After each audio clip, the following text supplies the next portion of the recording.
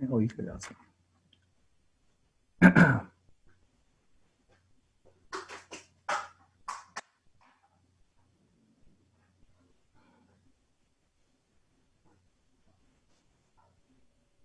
Right. I'm Bob Arum, and I'm with the Fighter's Voice. My name is Andre Ward. Knocking out the competition. Fighter's Voice! The Fighter's Voice. Ladies and gentlemen, I'm your host, Richard Ortiz of the Fighter's Voice, the only voice that matters. We got a show planned for you tonight with, from Soul City Boxing, co-trainer Roshawn Jones. Actually, as we speak, he's in the bubble right now, so he'll be joining us as we start the show. But we're not going to be waiting on Roshawn because Roshawn's probably wrapping hands right now, probably doing something last minute, always getting prepared. The man's a perfectionist. He's beginning to start to be a household name. And when I say that, I truly mean that. I mean, he is the future of boxing when it comes to training. But nevertheless, I'm going to let him tell the story with us in studio. I like to say in studio because I call it in studio by way of Zoom is Lukey K. I think it'll be safe if I say Lukey K. Is that all right, Luke? It's all good, just as long as it's not a disrespectful word thrown my way. It's all gravy. Oh no, we don't do that, man.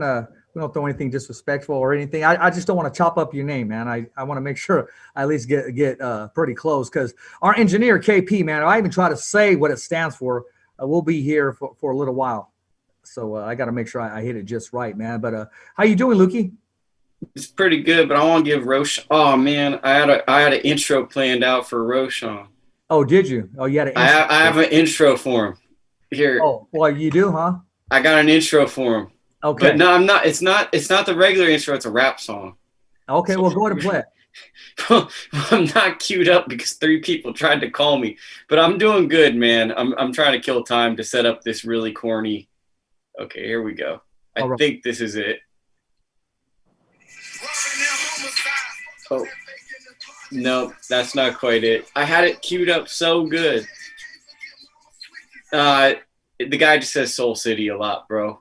Oh, okay. It would have been a moment if I had done it, but like it just didn't work. It would have been so cool when I would have put the phone up and he would have been saying Soul City, but I ruined it, bro. But Rose here. Well, it's okay. We'll give him a proper introduction. Ladies and gentlemen, from Soul City Boxing, the co-trainer, actually was inside the ring chasing his career to be a world champion. Now he's forming these contenders into world champions, both him and his father. But that's a whole nother episode.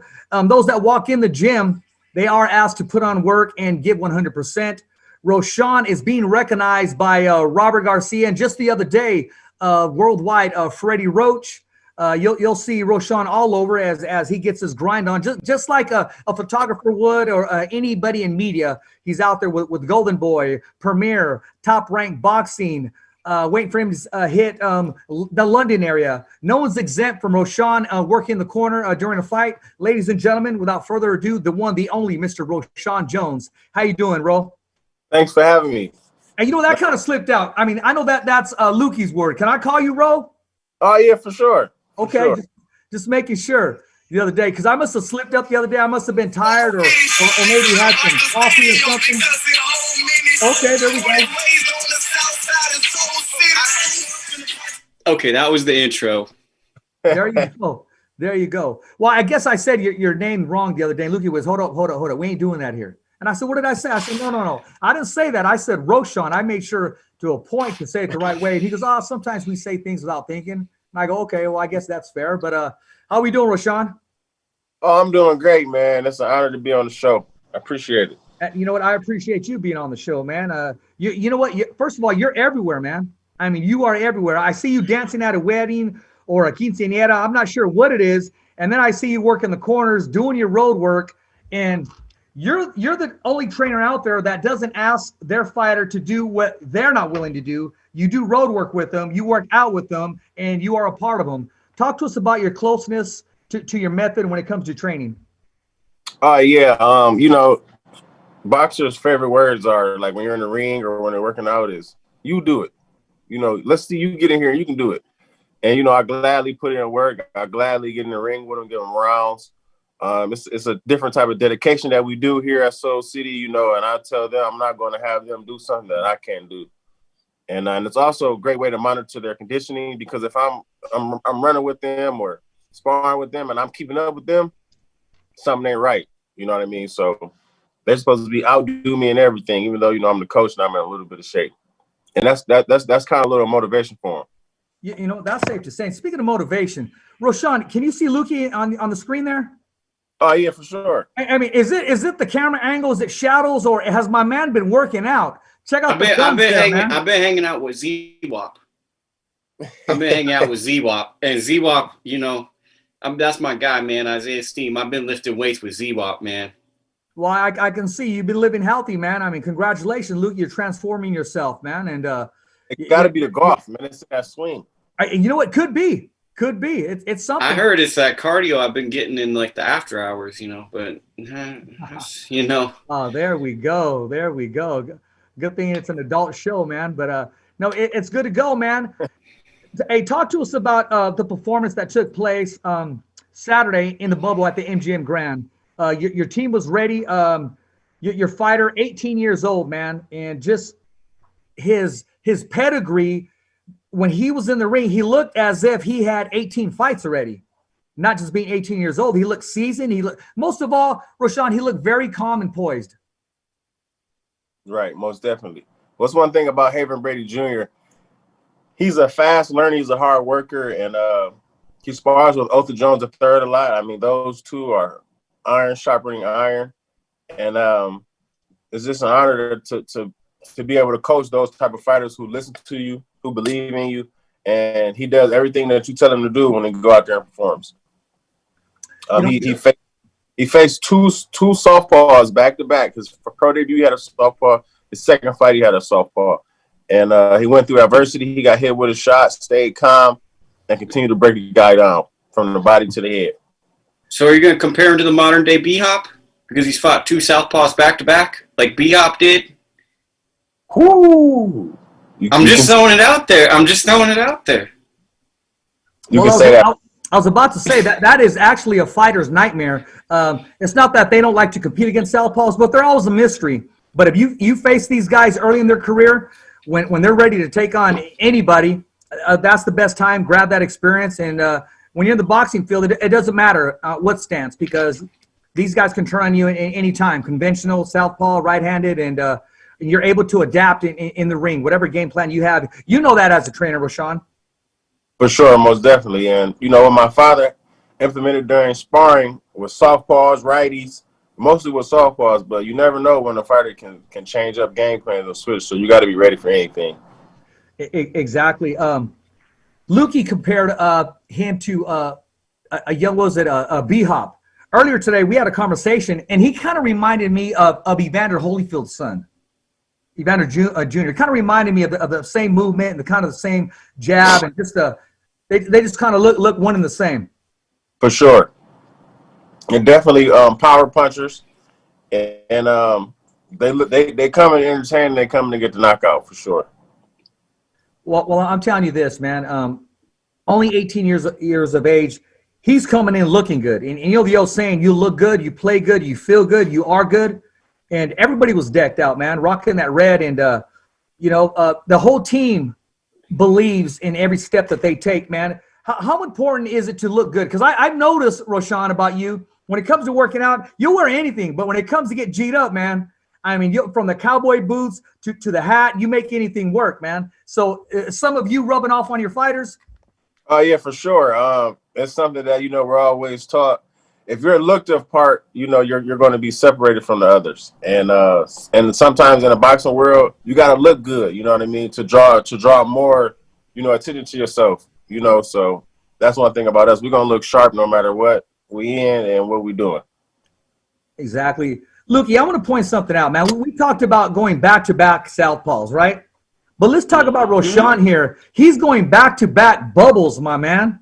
I mean, the man is ready to go from the MGM bubble all the way down to we got it on the NBC Ring City USA bubble, man. How are you adapting? And that says a lot about your principle and who you are as a trainer, willing to also go through it as your fighters do.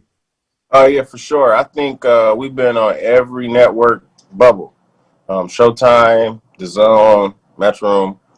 And the only one we haven't been on is PVC. But every other bub we've been to, and you got to be mentally strong out here because you got to stay in the room, you know, and most of the majority of the time, you can't really be in a hallway talking to people. You're isolated. It's kind of like you're on house arrest, and you got to be mentally strong for that. Yeah, you do, and use that time to focus as best you can. Luke, you're kind of quiet out there, my man. I know you got to ask me a question. I'll tell you no lie. Like, give me something to get me in trouble, and I'll say something. I just did, man. I gave you some reference on going back-to-back southpaws in reference to back-to-back bubbles. I mean, like, if you want me to talk about Haven Brady, he's like 18 years old. Roshawn and ORTIZ Jones Jr. are doing great with him, but he's a developing fighter. Like, I mean, you can't really make – they're working on stuff. He's looking great. He's fighting tough guys. But it's not like I can compare him to these top-level fighters because he's just at the beginning of his journey. He's taking his first steps in the fight game. Like, he looks like a good fighter, but I don't want to rush to any judgment when he doesn't even know who he's going to be in 10 years, let alone who he's going to be a fighter in 5 years. You know what I mean?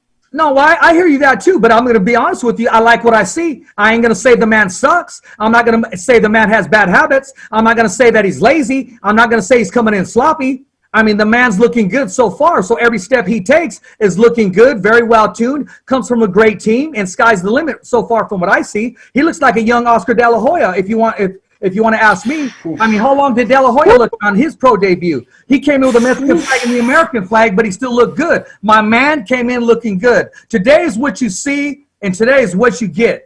I mean, it's a little different. It's showmanship as well as entertainment, but facts are facts. And quote me on this. This 18-year-old is going to be a world champion. Well, I like that. I like the energy we're at right there. Like, I like this. I think this is what people want to tune in for. They don't want just the regular stuff. They want this kind of stuff. I mean, Haven's good. I just, with fighters that people I know or I'm around them, like I'm not even really around Roshawn even. We just know each other well. I have a different view because I don't look at the positives. I only look at the negatives. So, like, for a fighter that I don't know, I can assess better unless I've seen them forever, like Gabriel Jr.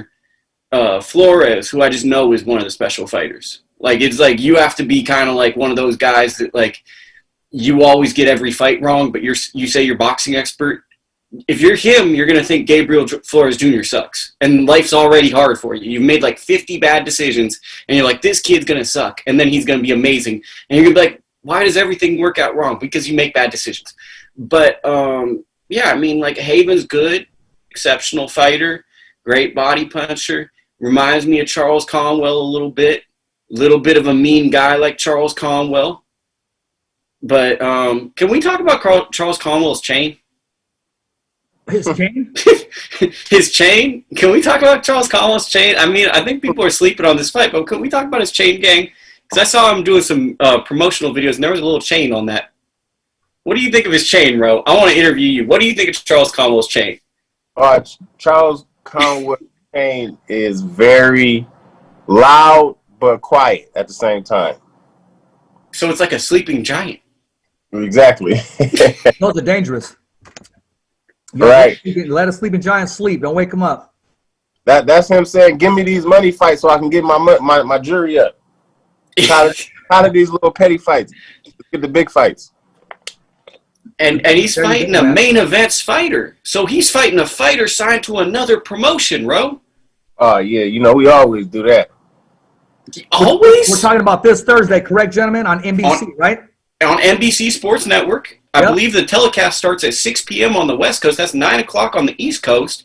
And who's the main event? I think it's Charles Conwell with that man on the Zoom meeting, Roshawn in the corner, probably looking decently fly. I'm sure he is. I mean, he's going to be it's going to be televised. My man got to look good, man. Good commentating too by Showtime Porter as well, you know. Charles got a fly outfit. Anybody want to give a shout out to who put it together? You don't mind me ask? I think him and Coach O put it together. They got a guy overseas. They put the front on the hood, put the design all on it. Okay. Woo! I'm telling you, he gonna be on fire on NBC. It's fire, huh? That's right. What color is it? Without giving too much away. Oh, I don't even think I can tell y'all. Oh, okay. You gotta tune in. We're gonna have to tune into that ring walk. Can you tell us what song he's coming into? We're debating with 3 songs. I think it's this one song. He like to have everything as a surprise. You feel Okay. Keep it. Yeah. So don't say the song, but just as long as it's not Black and Yellow by Wiz Khalifa. Right. We gotta work on his music selection. So sometimes he just get bored and just be like, let's play anything. So, it's gonna be a good one. Roshawn, when you came in the ring, what was your song? What was on your list? I think I had some T Grizzly, some Kodak Black, and I can't remember the last one. I think it was a random song. I think you came out the Gucci Man Trap House. I feel like you'd walk out to that song, In My Trap House, and then you'd be gearing up to walk out. Right. Do you have any more outfits, in the closet? What was your outfit that you just knew, hey, I got to look good tonight? I mean, it was just fire. You knew it was fire the minute you put the trunks on. Oh, yeah. The best outfit is leather. Can't go wrong with leather. No, okay. Oh, you know what? I'm glad you said that. I want to ask you about that. That didn't play into the game as the rounds went on. It didn't get heavy for you once the water hit it. Oh no, because they got him out of there. It wasn't too long. Keep the car warmed up.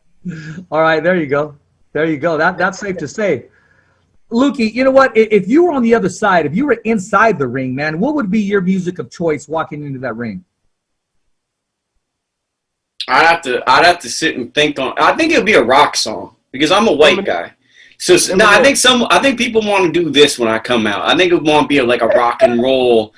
I'd come out to like a real. I think I'd come out to Enter Sandman or something, and because like you have to. There you go. It's not just a decision of like what you want, right? It's like what the fans want when they see me. So if I play what I really listen to, they might be like, yeah, but we don't want you liking that. So it's like when you walk out, when you go to that next level, you got to also have a song that resonates with the people that want to cheer for you. Absolutely. So I think that I would definitely sit down. It would probably be a rock song, and it would probably be something where we could build upon it. But I can't give you like a definitive, it would be this exact song. Yeah, the crowd most definitely is going to determine what you come out to. Like if I was fighting in London, I'm coming out to Sweet Carolina. Oh, off the Carolina. There you go. Everyone's gonna be singing with you, like they care about you. If we was in the hood fighting downtown, I'm gonna come out with some gangster stuff. If I'm in LA, I might come out to that Mexican music. Exactly. Like it, you know what I mean? You're ready with sombrero on straight. That's right. But I think that's something a lot of fighters mess up. Like I went to a card once, and 3 people came out to "I'm Not Afraid" by Eminem. And it's like, bro, like you can't come out to the same song as Dude Before You. Like you're literally just blending in. Like you got to tap in with the crowd, but also like have your own lane. Yeah, you're absolutely right. And you know what? That song, it means a lot, not only to the fighter, but to the crowd, and also on their decision making. I have a buddy who music is very effective in his life, and he liked a certain fighter only because he came out to a certain song. Actually, it's an old school fighter. You may remember him. I want to say, remember Gonzalez? He fought Julio Cesar Chavez. He also fought Oscar De La Hoya. Gonzalez was his name. He fought De La Hoya to a draw. I'm sorry, he fought Julio Cesar Chavez to a draw in Mexico, and then he fought De La Hoya. De La Hoya was just peppering him with a jab all day. I'm sure I watched it in quarantine. I'm sure I watched it. Because like Oscar had a lot of fights with a lot of guys that had kind of generic names. I want to say Luis Angel Miguel. Miguel, Luis Angel Miguel, I want to say. Well, Okay, it'll pop into my head. Nevertheless, a Mexicano, he came into some AC/DC, man. I mean, Spanish-speaking Mexicano with some AC/DC. I mean, you figure it out. It hyped him up, hyped up the crowd. Miguel Angel. But to keep it real, Miguel Angel Gonzalez, that's his name. Back in the day, that might have been some gangster stuff. Because if you remember back in the day, the Night Stalker was Roman, and the Night Stalker left that AC/DC cap at the house. Remember when he was being a serial killer and creepy as shit and killing people? Man, and that band kind of got a big push because the serial killer was like a known fan of that band. So I'm just saying maybe that dude might have been tapping into some dark energy on that type of stuff. Hey, speaking of dark energy, what do you guys think of Golovkin saying like if De La Hoya gets in the ring with him, he better be prepared to die, basically? Hey, If I think only he's still learning English, man. only light skinned people can talk like that. Dark skinned people can't talk like that. I don't think he really knows what he's saying, man. You know, they said it through a translator, bro. He said it, and then the translator said it to the reporter. Wow. I mean, are you sure he didn't say something like, "Okay, be prepared to die that day," because leave it all in the ring? I can pull up the quote. Or did he say, "I'm gonna commit a homicide"? Is that what he's saying, Lukey? He basically. Do you want me to get the exact quote? Yeah, get the exact It's word. in my. Someone texted it to me, man. Okay. You know, he said if he can get away with murder or killing someone. Here's the exact quote. Everything involving Gennady Golovkin for him is a nightmare. He could say whatever, but let me put it this way: if I gotten an opportunity to legally kill a person in the ring, I might seize it. That is his quote. You know what? He shouldn't be saying stuff like that now, especially at this point in his career. Fuck no. Because I'll take the words out of Conor McGregor. He's now stuck in the mud. I mean, the way he moves. I mean, he never was had the best footwork in boxing. He would just kind of cut the ring off and kind of let that left hook go like old school Julio Cesar Chavez. But right now, Father Time is undefeated. I can't see him making that statement now. There's too many young dogs out there right now. What's your take on that, Lukey? I mean, bro, like, this is one of these classic it almost makes me wonder if he's going to lose this fight this weekend, because this is always what happens to boxers or MMA fighters is they start saying some weird stuff or acting hella weird, and then they get the business, and I'm going to be mad as hell if Golovkin loses to some guy I've never heard of, and I have to see Canelo fight him, Munguia fight him, Charles Conwell fight him, Charlo fight him. I have to see all these damn fights because Golovkin's old ass loses to some random dude I've never heard of, and we get Kevin McBride 2.0. I'm going to be mad. I don't want to see that. One fight I do want to see, Roshawn, is I want to see Canelo fight for the WBC belt, man. Take on the champion, 160. Charlo. Yeah, what's your take on that if it does happen? I think it'd be a good fight for the fans. It'd be a heck of a fight for the fans. I'm going to go with Charlo on that one. I feel he's too strong, and he's it's at the right weight class. You know what I mean? Canelo is better, bigger. Well, I mean, with Triple G, you got one fighter coming up and one fighter slowly on his way out. It may not even be slowly. I mean, let's be honest. He didn't look the best his last fight. Right. Keep it real, like Roshawn. You know this too. Sergey Derevyanchenko's hella good. Like, he might have just looked bad because he was in there with a beast. Right. He's definitely a beast. And anybody fight him better second guess themselves and be ready because he coming to work. No, I mean, you're absolutely right, man. There's no time because of this whole COVID thing. There's no time for a loss, Lukey. It's not like it was, a loss, okay, a year and a half, maybe 2 years. You take an L, that's close to 4 or 5 years now. Now where we're at. Because you got so much people on hold, so many much fighters on hold. You take an L, get to the end of the line, basically. Look at Verdeo, bro. Verdeo got stopped, and now it's like he's probably not, like, he may or may not be with Top Rank, right? I don't know if they're going to keep him, but there's probably a chance that he's not going to be with Top Rank. And then he's got to come in as the super B side, getting super crap money, trying to pull an upset. That's like the worst position to ever be in boxing. You want to be on the A side as long as you can, and when you take your hard fight, you want to have like one of these performances the fans love and care about you, so they'll sign autographs and want to see you around. You don't want to be on the B side hoping you can turn something around. That's the tough part of boxing.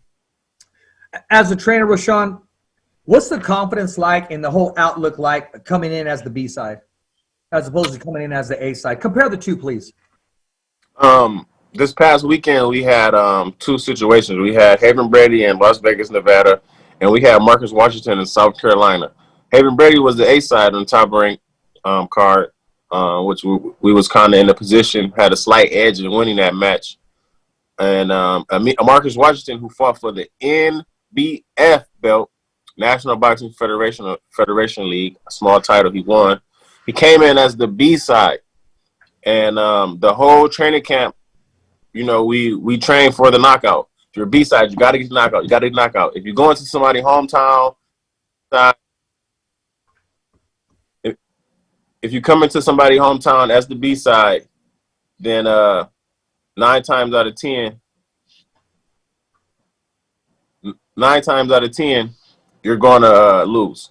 So we got the knockout in the 5th round in South Carolina coming in as a B-side. If we didn't, we would have lost that fight. And those are the comparisons from A and B. Very well said. I want to ask you kind of a tough question as a trainer, and as a young trainer who's making a name for himself and being recognized by Hall of Fame trainer. And actually, congratulations, Freddie Roach doesn't just give out compliments. Doesn't just say I want to collaborate or I love to work with you or I'll see you soon. He just don't give them out. That's what that is. So it's like if he was a goalie and you scored off him, you better keep that ball. That's what I'm talking about. Right. How tough is it knowing that when you see a close fight, okay, here's the scenario. You see a close fight. The fighter doesn't get the decision because of who his corner is. As if to say, if he had a Emmanuel Stewart standing next to him, if he had a Robert Garcia standing next to him, and he had a Freddie Roach standing next to him, that does, in the boxing world, hold some weight. Let's talk about that, Roshawn, because a lot of people really don't talk about that. What's your take on that situation? Oh, yeah, for sure. I definitely believe in that. When you talk to Hall of Fame trainers and people see you dealing with Hall of Fame trainers, then they want to deal with you. And then you have training camps where you have fighters and they start to see, like, oh, this guy's everywhere. He's on the show with Richard. He's talking to Freddie Roach. This guy has to be doing something positive. And just like when you're dressed the part, you know what I mean? People want to deal with people who are professional and polished. And, you know, that's a good thing. You know what I mean? And it was an honor when Freddie Roach came up there and talked to me because, you know, obviously we were going to be fighting at his gym the following week, you know, so that was a conversation starter. And, you know, the promoters that was dealing with our fighter and his fighter was telling them a lot about us. So he know that we're serious and he know that we're coming to win. He know that we're on the uprise. What kind of Gatorade you got, bro? This is actually a Gatorade with sugar. I don't drink sugar. And once I noticed that it has sugar in it, I stopped drinking it. Will you give it away to one lucky viewer of the program? But they got to go share and like 5 things on their story, and I'll send it to them. Okay. I'll let you guys have that one. We don't recognize any Gatorades, any sodas, or nothing, and usually take the labels off unless they're a sponsor paying some bills. But I guess there's some kind of sponsorship, and we'll rock with that. Lukey's paying the bills tonight. Dinner on Lukey. You already know, man. We already know, man. We do our thing, but I don't even know why the camera's back on me, man.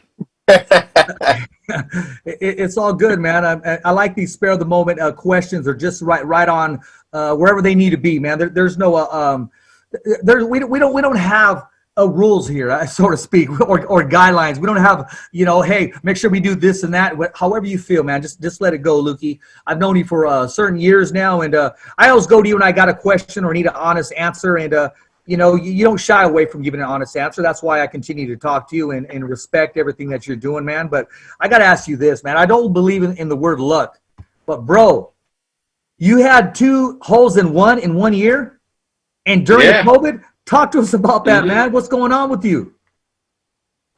I mean, that's just, like, I can give you the technical answer, or the one thing is there's a $10 course by my house. I play a lot. Okay. Then, like, Ro would understand this.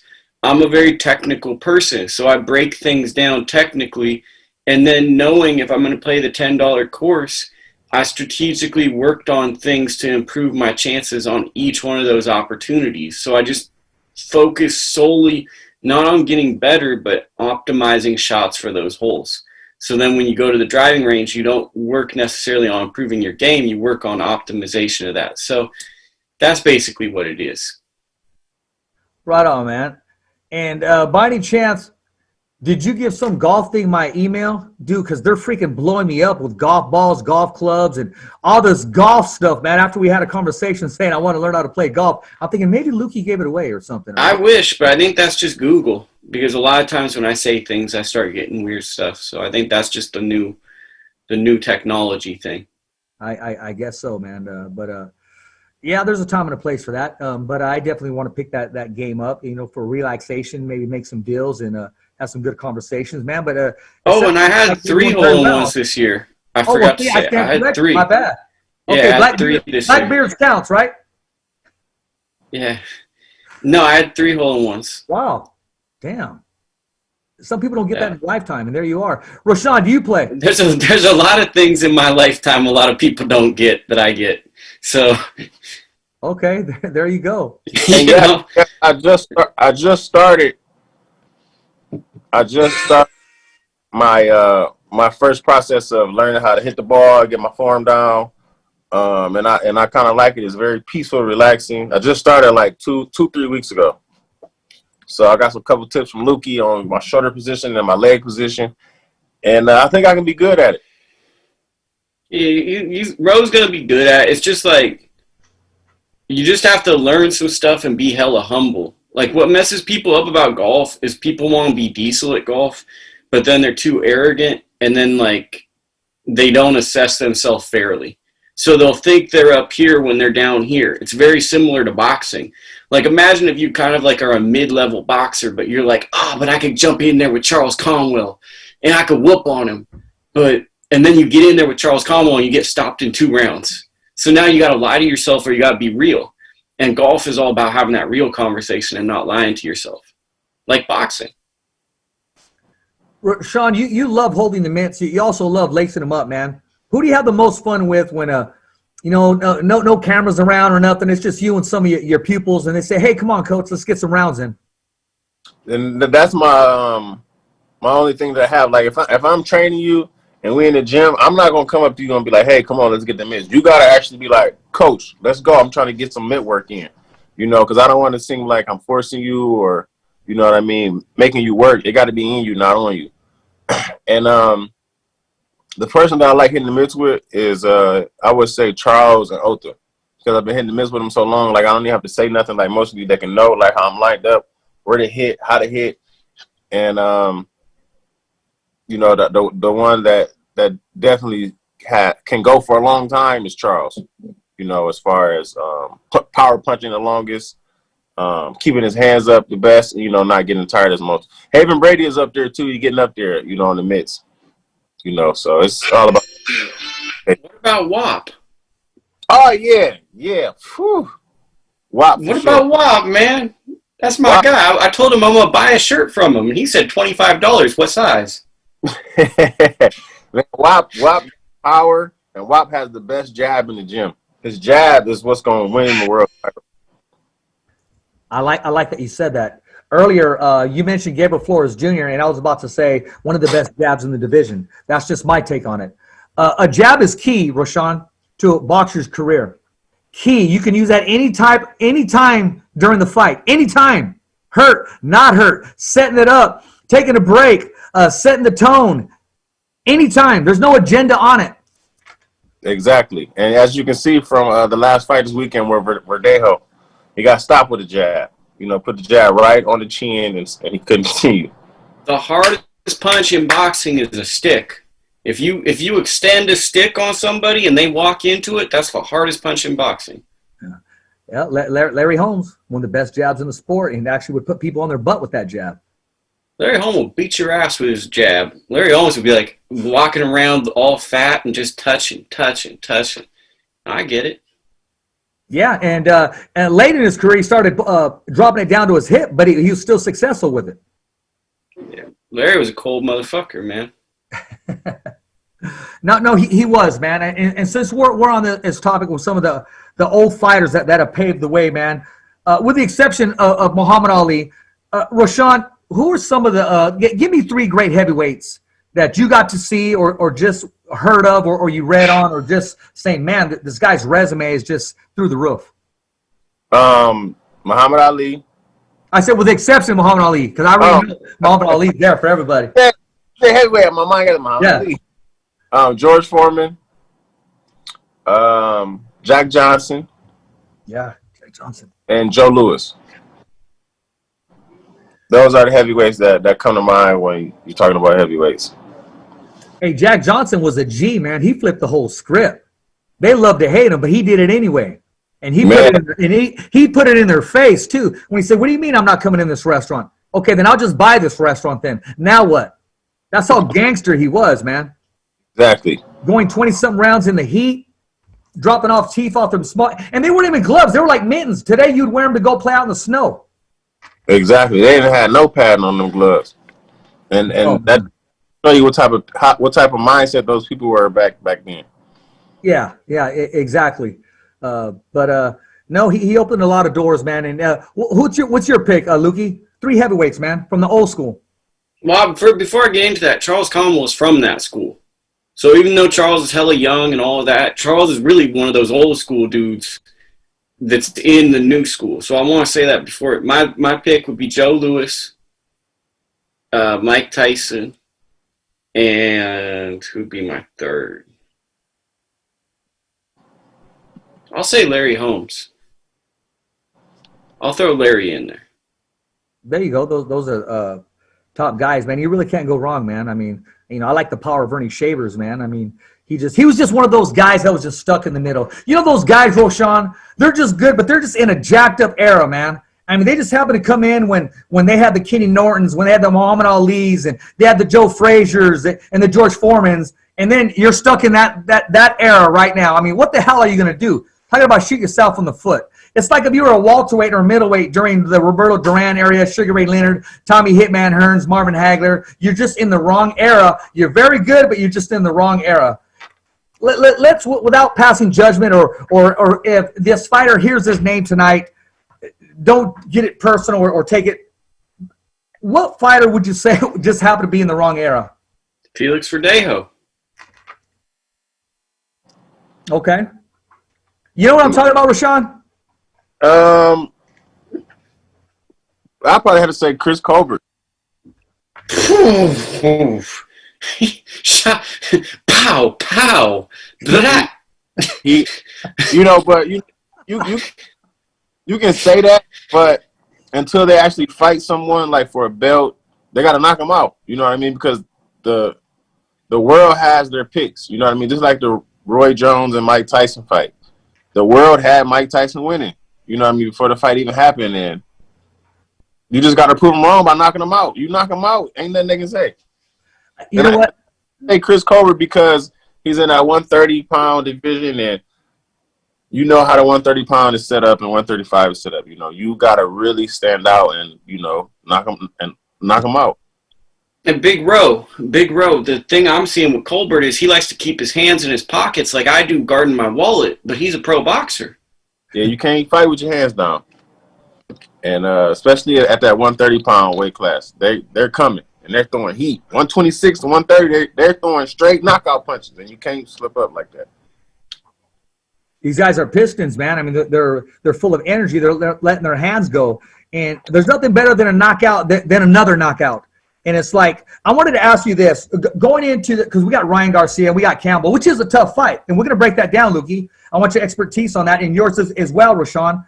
How much pressure on King Ryan to live up to Teofimo, to live up to Tank Davis? And we're talking about the Picasso that Teofimo put together, that painting, that masterpiece was a classic. Even though he did take some sloppy punches in the middle rounds, but hey, it's a fight. You're fighting Lomachenko.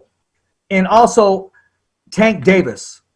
Now, I want to say this before I even move ahead from Tank Davis, but what I'm talking about is the pressure. That knockout, and we're going to come back and talk about that knockout because I want to see his next fight if he lives up to that. And you know as well as I do, as a rap artist or any artist, once you get a hit song, they want to follow up. They want to see what's the next hit song. So we're going to come back and talk about the Davis knockout in a little bit. But how much pressure is on King Ryan to perform, to live up to those expectations of, hey, I'm in the mix with these top three, these top two? Roshawn. Well, it's a lot of pressure on Ryan because Canelo's not with Golden Boy anymore, and they need a face. Yeah. And this is kind of like his first real test against a real proven fighter who went against real proven opponents. And Luke Campbell had Lomachenko looking real funny for a second. And Ryan, he's going to have to really break him down and come with a real game plan and not think that Luke Campbell's going to lay down because Luke Campbell's going to look to drag Ryan in the deep water and finish him in the later rounds. But and Ryan's going to try to, get him out of there in the early rounds, with the calm, subtle moves and then the explosiveness with his hook. He's going to try to do that. But I don't think Luke Campbell's going to fall for that. No, I agree with you on that. Lukey, what's your take on that? Ryan's one of these special fighters, man. Special fighters pass these tests until they meet other special fighters. Right? Anyone that doubts Ryan in this fight will be very upset. I think that the guys like Ryan Garcia rise to this moment. I think that he's a lot better than people think he is. Very well said. I will add, I'm not concerned about. I'm just saying how much pressure is on the man. I mean, because it's like, okay, now you got to go. Say an artist went on, freaking standing ovation, another standing ovation, and now you're coming on next. You feel me a little bit? Well, it's not. Bro touched on this. Like, I get like what you're saying. It's like Teofimo just fought one of the generational best. Gervonta Davis had a knockout of the year, and now you're up next, and everyone's looking at you. But Bro put it best, where he's the face of Golden Boy. Yeah. Golden Boy doesn't really. They got him and Virgil Ortiz, but Ryan's got the bigger following right now. So they need Ryan to really be in big fights and make a lot of money to keep the company going. So I think the pressure isn't just on looking at his peers. It's like, yo, the company I'm with needs me to be the next marquee superstar. And I was in this incubation period of being a prospect. But now I need to raise my level and get to where Teofimo and Shakur are at. Like, I got to be even with them, but taking on marquee fights that can sell in Texas or whatever state will let people be in. And I think that's the pressure he feels. I see it as well, but I also see what Roshawn said as well, too. That's also the opportunity now. He is in a great place right now because, like he said, to be the face, the new face of Golden Boy 2021. Everything is laid out for him. But he does have a tough task in front of him. Campbell's no slouch. He's going to come to win, and he's going to give it his all. And yeah, absolutely right. I don't think he's going to fall for that feint, for that left hook.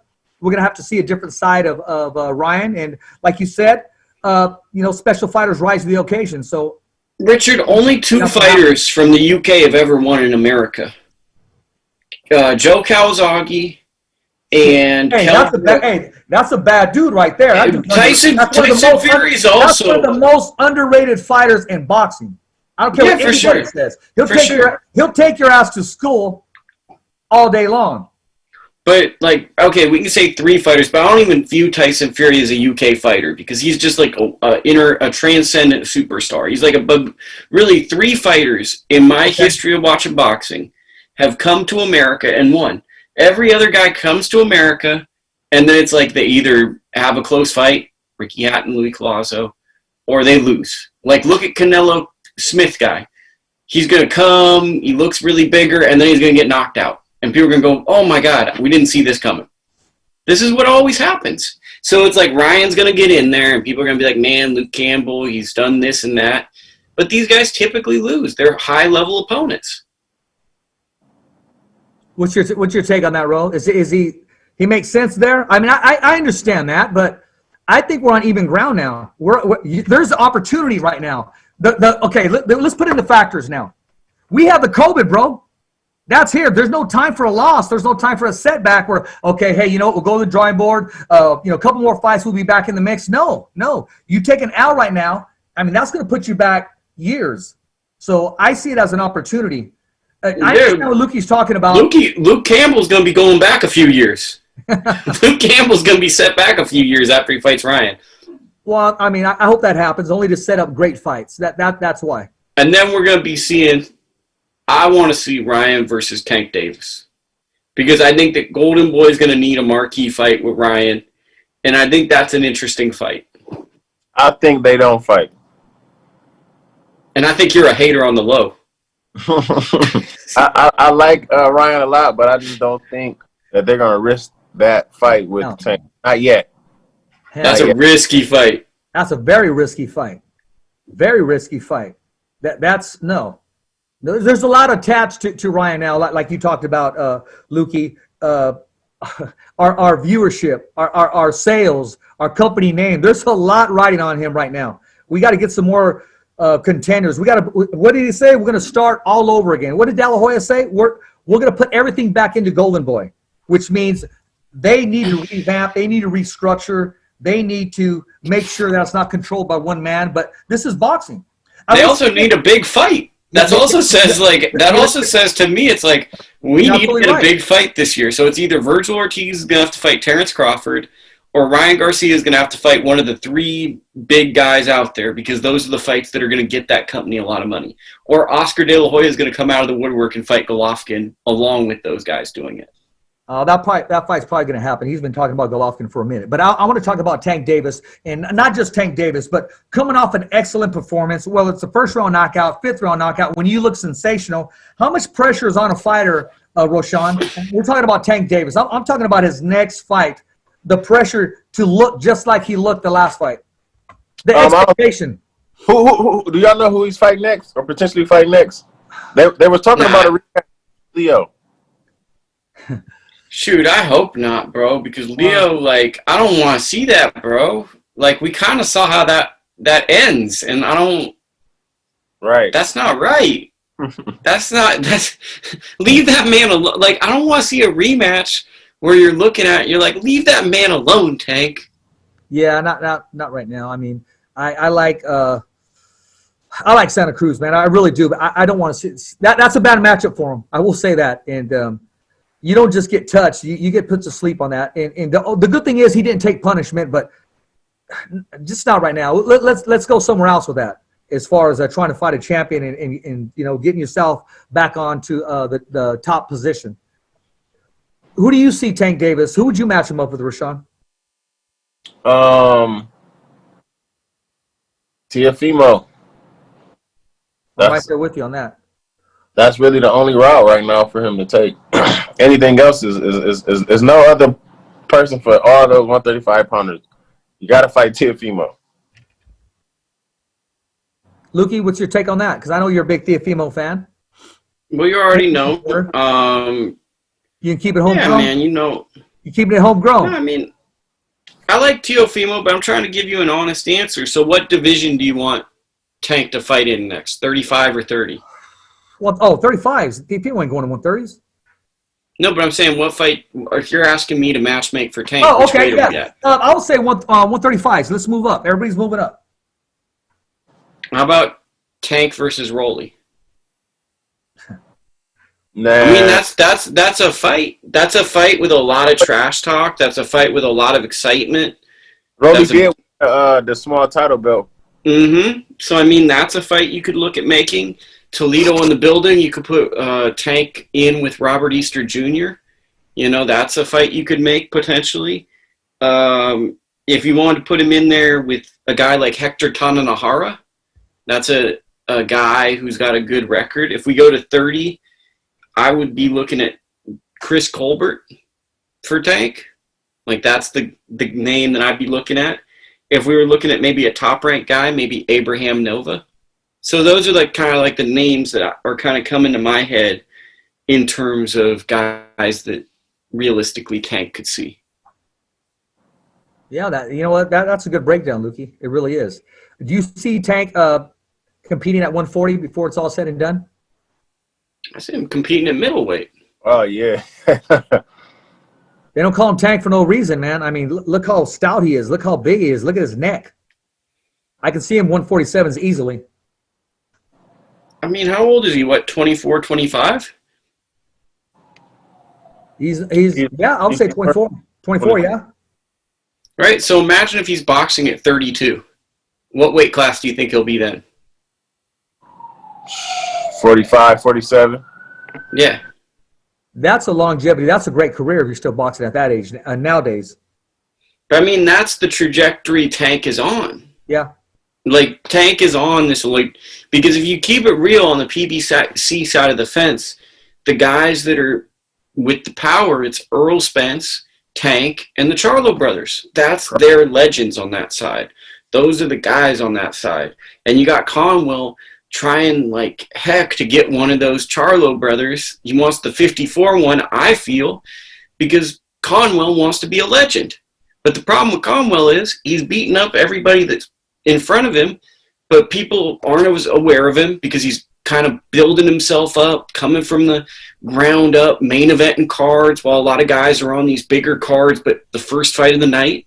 So guys are saying we don't know him when he was on the Olympics on NBC. And we don't really recognize him when he's beating guys up in their own gym. So best kept secret. Yeah, that's why I think he says he's the best kept secret, because everyone knows about him except for the fight fans. Well, his time's going to come. I mean, he's taking every opportunity that's given to him and doing what he needs to do. His time's going to come.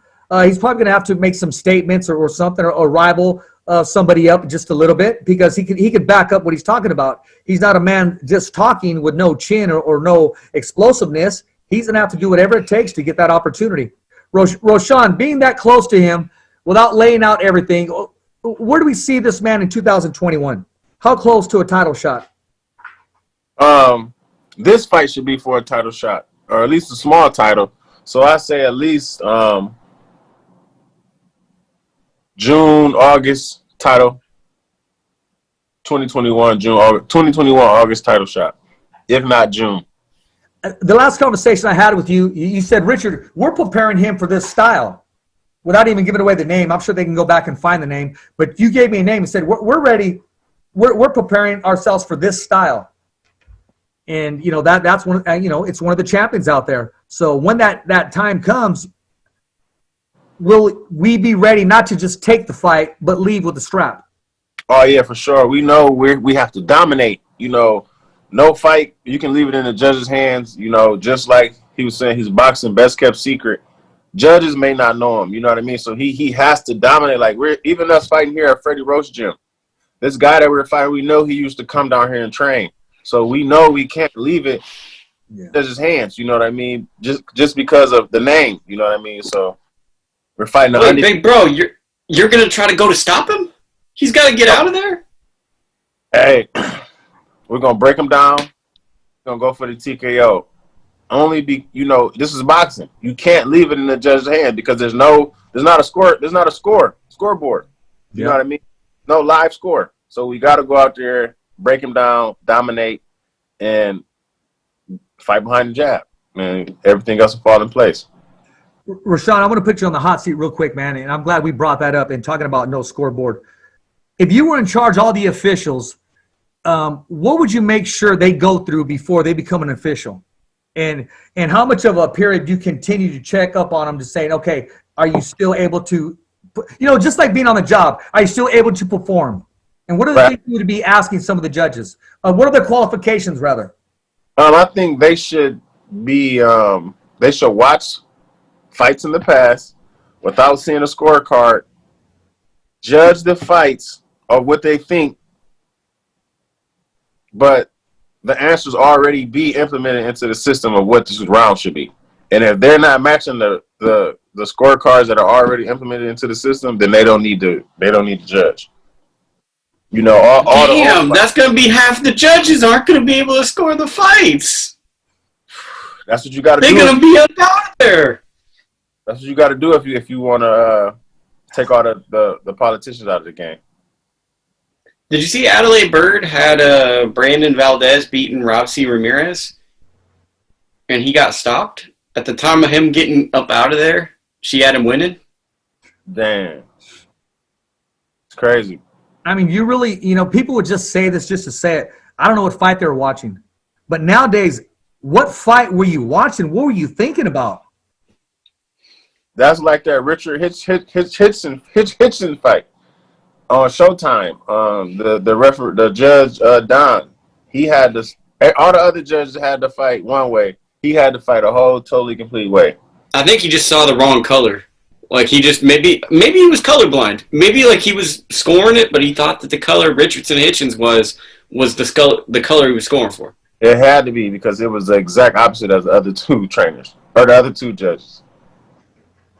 Or maybe he just can't see. Maybe he was just putting his hands up and trying to get some feel for it. Like radiation. You put your hand over the fire, you feel it is hot, just going with his own instincts, man, because these guys are far-fetched. I'm not clowning, but it is what it is. And by these decisions, you're messing with people's careers. You're messing with their bank accounts. You're messing with their name, longevity of boxing, and opportunity for the next guy.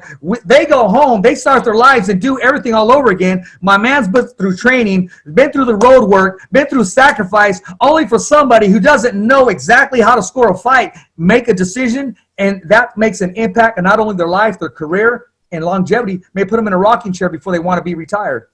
Exactly. Let's keep it real, man. That's exactly what it is. People put their whole life into their training camp. That's just like the one fight on PVC last weekend. I can't recall that fighter's name. But he beat the guy, knocked him down, and still yes, I know what you're talking about. Yeah, did him twice, right? Or no, knocked him down early. Exactly. Lukey, you've seen a lot of boxing, Lukey. You've seen some poor decisions, man. And, you know, you're the old school way of thinking. Your whole thing is, well, then just get him out of there. I say get him up out of there. Emmanuel Stewart was the only trainer that I've ever was able to speak to that trained every single fighter for every single fight for the knockout. That was from the great Emmanuel Stewart. Hey, Richard, I got to go. We got to go to the restroom. We'll wait. No, I gotta take care of something. So you guys finish up. Great show. I gotta handle something. All right, Lukey, appreciate you coming on, man, and keeping it real. Roshawn, before I let you go, man, because I know you got some things to get together, I do want to ask you this because I admire your IQ for boxing. Bro, I'm going to tell you this, not just because you're on the show and not just because Lukey told me about you or from what I see. Bro, you're the real shit, bro. You are the real deal. There's a lot of trainers, they just don't get it. They're stuck on their methods, man. They're stuck in their traditions. They're stuck on their, okay, no matter what, we're always going to go this route or this route. You're not afraid to give an honest answer, even when it comes to your fighters. And sometimes when your fighters answer, you'll say, okay, what you're really trying to say is this, because you know your shit. Is that from being inside the ring, or is that from just learning from your pops, who is a boxing encyclopedia? I think that's a little bit of everything. It's a little bit going back to wrestling and all the sports I played coming up, how I was raised with my dad. You know, we eat, sleep, live boxing. We can't go a day without strategizing and talking about boxing, on putting yourself in a position and managing to come out on top. That's how we're raised. And, you know, if it makes sense, you got to go with it. You know what I mean? And that's why we are how we are today. You know what? You've dedicated your life to the sport. I mean, you go on the road wherever you need to go for your fighters and the opportunities that are out there, and you don't back down. I've seen you let reporters know. I've seen you let judges know. I've seen you let the next guy know that, hey, we're here to stay. That's not right if you don't agree with it. And you got your principles in place too. And you know that when that opportunity comes, you got to knock the man out. Exactly. That's just like when we were in Mexico fighting on the DAZN card. Under Toledo and Estrada. You know, we had a 6-round fight. They changed our opponent 30 minutes before weigh-ins to an undefeated guy who was also co-promoted by the same company that we were fighting with in Mexico. So we knew the only way to win this fight, if they wanted us to fight, is we had to knock this guy out. We had to get a TKO. And you know, we boxed him all 6 rounds. You know, I thought we won the first 4 rounds. Slightly could have edged the last 2 going against the Mexican fighter. And they called it a draw. So, you know, you got to be ready for adversity. You got to be in shape to, you know, knock them out. And if you don't knock them out, it can go either way. But, you know, that didn't put us in a depression. You know, that just made us go even harder to let them know, like, you got to be ready for any situation that these promoters put you in. You know, I'm going to ask you to comment on this. Don't tell me which promotion team, but you already know, like, when you go to a certain restaurant, okay, which restaurant are you going to go to? I mean, we got 3 or 4 high premier restaurants or hotels. I mean, you worked with the Golden Boys, the Matchrooms, the Top Ranks, the PVCs. But you know in your mind, what's the better fit, where you feel comfortable? Do you kind of chuckle to yourself that says, okay, man, I already know that when I go here, it's going to be this way, as opposed to here, oh, no, we're cool here because I feel comfortable here. They treat us right here, as opposed to, like, man, here we go again. Right. Right? Yeah, for sure. I know what you mean. It's a couple up there. It's top 2 that I know for sure that they're going to have everything right. You No hiccups, no none of that. And there's a couple of them that, you know, you're going to have to call a couple of times just to get it right. But today they get it done. And, you know, we're happy and grateful for the situation that we're in with these promotional companies. You know, man, I love you having you on the phone, on the show to talk boxing, because I always feel that we can go any direction you want to go. I mean, you know your history, you know your modern days, and you seem to know exactly what I'm talking about. I'm knowing where you're coming from, too, and that's why you're here. And I did say I wanted to have you back, but like anything else, you get caught up, you get busy. But I want to make sure, and I'm not just, you know, selling wolf tickets, man. I got to have you back in this new year, more than I had you this year. And even when you don't got a fight lined up, man, let's come on. Let's talk about some of the events that have happened before. What's your take on some future events and why events didn't pan out? Like, one, we're going to leave with this here, man. I don't know why we're not negotiating right now. And we'll talk about this as I leave for Spence and Crawford. And I'm going to drop the scenarios on you. You can let me know if you agree or not. And it reminds me of Marvin Hagler and Sugar Ray Leonard. When Sugar Ray Leonard invited Marvin Hagler and used him as a prop. Thought that we were going to talk about, hey, I want to match up against this guy, only to say, okay, I retire. Bud Crawford never goes on the road. You know this. He doesn't go watch another fight. Unless it's Jamal Herring or Maurice Hooker, one of his fighters, Shakur Stevenson, another fighter that he's close to. He goes all the way to see Spence there. He's doing his homework. It's no secret. He's there. He's coming off looking spectacular. Spence knows he's there. He's on the Jumbotron. Spence looks great. Why not give all the fans exactly what they want? Say, you know what, there's a certain fighter out here. I want to give the fans what they want. Everybody knows I want Bud Crawford. Invite him in the ring and say, you know what, you talk to your boss, I'll talk to mine. Let's make it happen. I mean, we're talking about a following. I'm even getting goosebumps talking about it because that's the way it shouldn't went down. Instead, we got, okay, I'm going to go home. I'm going to assess what I'm doing, go back to my ranch. Are you kidding me? There's money on the table right there. That's marketing 1A. Roshawn, if he was your fighter, would that have happened? See, Al Heyman is very different. He's very strategic. And if that was our fighter, you know, we from a different side of the fence because we have to talk, try to get our way up there because we're on the back end. He's on the front end, so that fight is kind of already brewing in the pot. So they know that fight is the only one fight, and I don't think it's gonna happen because Terrence Crawford is with Top Rank, and Earl Spence is with Al Heyman, PVC. So if Crawford beats Earl Spence right now, they gonna have all the power for the 147 division, and you know what I mean. So they got to come to the right terms, the right guidelines in order for that fight to happen. The right money. Who's the A side? Who's the B side? Who's going to promote the show? Who's going to televise the show? All that stuff happens, and Earl Spence can't talk about that at this particular moment because he's not ready for Terrence Crawford yet. Probably need one more fight after his accident. I feel he's ready for him now, but they feel he needs at least one more fight, in order to withstand what Terrence Crawford had. Because Terrence Crawford got power in both hands, and that's just not any fight that you take. Rochelle, but the blueprint is there. We did it already. Tyson Fury, Deontay Wilder, and we were going to do it again.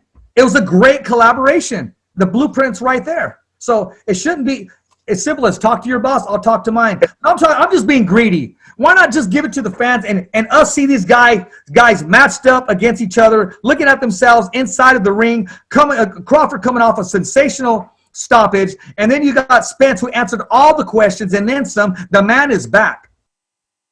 Exactly. Yeah, we for sure. We gonna get that fight. We just got to be patient. There's no other fight we want to see Earl Spence fight. And there's no other fight we want to see Terrence Crawford fight but Earl Spence. It's going to happen. Well, I hope it does. And before I let you go, now, what's this? How about a Spence and Manny Pacquiao? If they sign, does Crawford leave Top Rank? I think he's probably going to leave Top Rank. Are they sitting on the talent? They don't want to test the talent? Or what is it there? I mean, supposedly you got the best pound-for-pound guy in the world, right? I think it's the money issue. Especially with the pandemic going on right now, it's not that much money that they can get. You know, people taking pay cuts. You know what I mean? Absolutely right. Yes. People don't want to fight these type of people with the reward that they're giving out just yet. But in boxer's life, they got a small window, my man. Most definitely. I'm definitely agreeing. I'm agreeing with you, but I'm just keep it realistic. I hear you. On the business side about it. Absolutely, and I agree with you 100% on that. With no pandemic, we would already. It would have been Mikey Garcia and Manny Pacquiao. I mean, negotiation was on the table. It was getting ready to happen. It just didn't happen because of the pandemic. I mean, it's unfortunate, but we have to adapt as fighters. We have to adapt. You know, a shout out, first of all, I mean, Rick Morigian and Robert Garcia signed a great partnership deal with the MTK. Rick Morigian, he was unable to promote a whole year. So that had to hurt the pocketbook, but I know he's well invested and he takes care of himself. He's prepared himself for these rainy days. But look at all the other fighters. There's millions of dollars that they couldn't cash in on. But this is the norm that we have to deal with right now, unless you absolutely want to put yourself on ice. Exactly. You got to take chances, and this is the time that you got to take chances. I agree with you, man. Oh, I also want to give a shout out to Mikey Garcia. It's his birthday, and also a buddy of mine. I'll just say his first name's Anthony. He's suffering from the COVID, and prayers are with him, his wife, and his family for a quick recovery in Jesus' name. I pray that they recover and able to go on and continue to contribute to this boxing world. Anything you want to leave us with, Roshawn? I'd like to say RIP to my best friend, Brian Smith, a.k.a. Ali. He lost his life a week before Thanksgiving to a senseless act that we have no idea how it happened. So shout out to him and his kids. Toledo City Boxing Gym is also having a toy drive for the Christmas ending December 18th. If anyone would like to donate any cash, any toys, you can go to my Instagram.